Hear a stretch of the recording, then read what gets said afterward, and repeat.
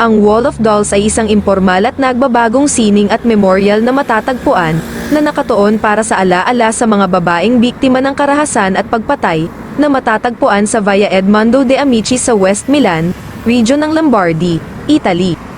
Ang monumento, na naka-install noong 2014, ay binubuo ng marami, magkakaibang mga manika, marami na may mga pangalan ng mga biktima, na nakabitin sa isang metal wire grid support sa isang pader na nakaharap sa abalang Via Amicis. Ang ideya ay unang iminungkahi noong 2013 ng mga awit at manunulat ng kanta na si Jos Quilo, at suportado nina Giuseppe Versace at Francesca Carollo. Ang proyekto ay nakakuha ng suporta mula sa iba't ibang organisasyon, artist, at mga mag-aaral na kasangkot sa Taylor Work para sa School of San Justo. Ang publiko ay maaaring magdagdag ng kanilang sariling mga manika sa wall, noong Hulyo, na pinsala ng sunog na hindi alam ang pinagmulan ng exhibit. Ang mga katulad na proyekto ay iminungkahi sa ibang lugar, kabilang ang Verona at Venice. Ang huli ay pinasinayaan ng Donatella Versace noong spring ng 2019.